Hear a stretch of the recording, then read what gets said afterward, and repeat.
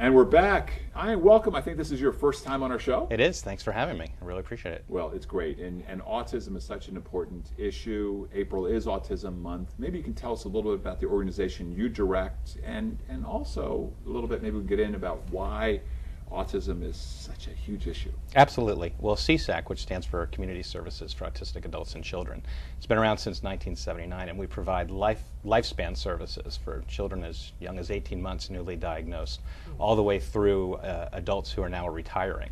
So, the whole gamut. And we have a early intervention program, and that's where you're working with young kids and trying to teach them some skills so that they perhaps don't end up in our school, which we also have as a cool school called the Community School of Maryland. Right. And then we have residential properties throughout Montgomery County, really 51 of them, so quite a number. Wow. And in those residents there are adults, and there's also children's homes. The adults also go to work, so we have a very successful supported employment program. National average for employment is about 11% for those who are disabled, and we actually employ above 80% of the individuals, so very successive. Wow.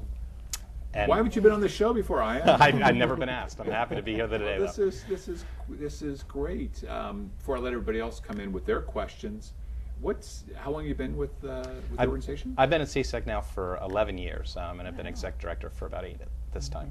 Okay. So with all the good works that the organization does, are you covering 100% of people with needs who have autism? Well, the normal person the normal individual that's going to come to service is going to be referred from the Maryland State Department of Education. Let me just interrupt right here. As you're going through the story and all this stuff, people can learn about more on the website. Absolutely. What's that website again? It's csaac.org.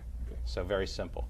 But the normal path is they're going to get referred by either the educational departments or the Development Disabilities Administration, and they're going to come in for services as an adult or a child. And we actually have a contract with Montgomery County Infants and Toddlers for the youngsters aged, really from diagnosis up to age 3. Well, nowadays there's more and more earlier diagnosis of autism. Is that right? The newest developments? Yeah, it is getting earlier. But the recent study from the Centers for Disease Control really found that there's been no change in the last 2 years for the diagnosis time period. The average throughout the United States is about age 4, but they're trying to get that down as close to 18 months as possible. But if you think about it, it's a developmental disability, so there's certain developmental milestones that one has to attain in order to know whether or not a parent should start looking. So what's going on? I mean, what's the science, or what's the comment about how this larger population by the day being diagnosed? Well, it's a great question, and they've been studying it now for almost a decade nationally. And they're really not that much further along than they used to be.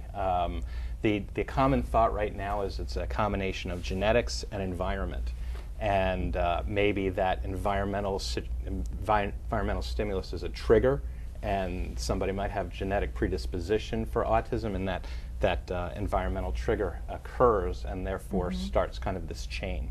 We had the whole vaccine issue, and I understand that quite a few school districts around the country are now seeing that kids in the schools are coming down with whooping cough, right, and measles, because parents and their concern about autism. What is the link between vaccinations and? Well, the CDC, Center for Disease Control, found no link, and it's been evaluated in the court system as well. No evidence of a link. However, we have a lot of anecdotal evidence from our families that parents absolutely are certain that their child went for a visit at 2 years old, got a vaccination, developed a fever, and stopped talking. As simple as that, just like an equation.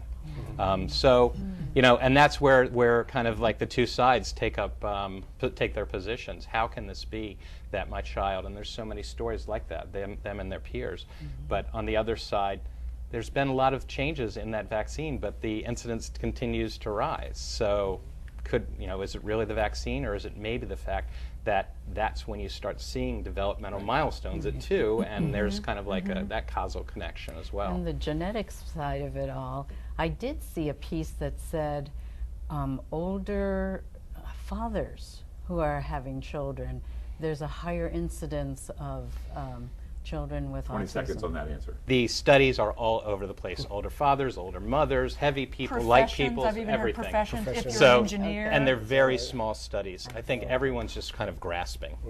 They're looking for the clues. So we need more money, research, continued good. Really great work supports, against- because ultimately, no matter what the money is, there's people are going to need to be supported. Ryan, thank you so much. I really look forward to you coming back. My pleasure. I'm happy to be here. Great.